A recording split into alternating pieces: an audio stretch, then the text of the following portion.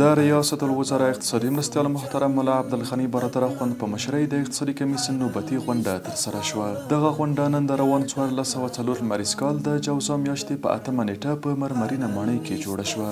غونډې ته له اجنډا سره سم ملت سټیل او اخوند وزیري شرکتونو ته د بامیان ولایت د یکاولنګ ولسوالۍ د سیاه سیمې د اوسپنې د ظواهرو د قرارداد ورکړې موضوع وړاندې شوه. له مفصل بحث وروسته یادو شرکتونو ته د بامیان ولایت د یکاولنګ ولسوالۍ د سیاه سیمې د اوسپنې د ظواهرو د قرارداد ورکړه په دې شرط تایید شوه چې یاد شرکتونه به په هیواد کې د اوسپنې د 100 سلنه پروسس فابریکې جوړوي او له 100 سلنه پروسس شوي اوسپنې څخه به 100 سلنه رویالټي کانونو او پټرولیم وزارت ته ورکوي. د غونډې ته د کندوز ولایت د چهاردرې ولسوالۍ د کوریتاو سیمې د ګچ ډبرو د لومړي او دوهم بلاکونو د رویالټۍ موضوع هم د بحث لپاره وړاندې شوه.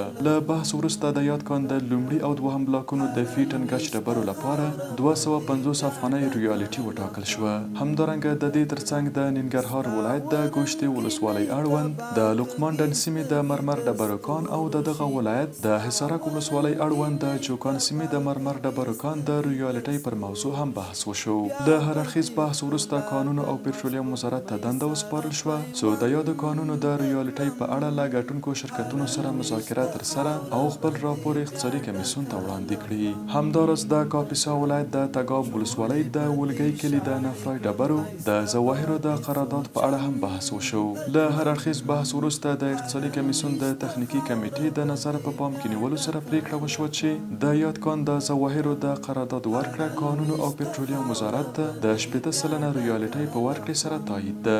د غونډې په پای کې د ننګرهار ولایت د شیرزاد ولسوالۍ د ګاټ مینه جړوبي مرکې خیل سیمې د سرپنټین د ظواهرو د قرارداد د ورکړې په اړه هم بحث وشو. له مفصل بحث وروسته تصمیم ونیول شو چې قانون او پټرولیم وزارت د یاد کان آزاد داوطلبۍ ته وسپاري او د مالی او تخنیکي ارزونې په پایله کې د وړ شرکت انتخاب او اقتصادي معاونیت ته یې وړاندیز کړي. پورته نیول شوي تصامیم د منظورۍ په موخه د اعلی قدر امیر المؤمنین شیخ صاحب دفتر ته واستول شول.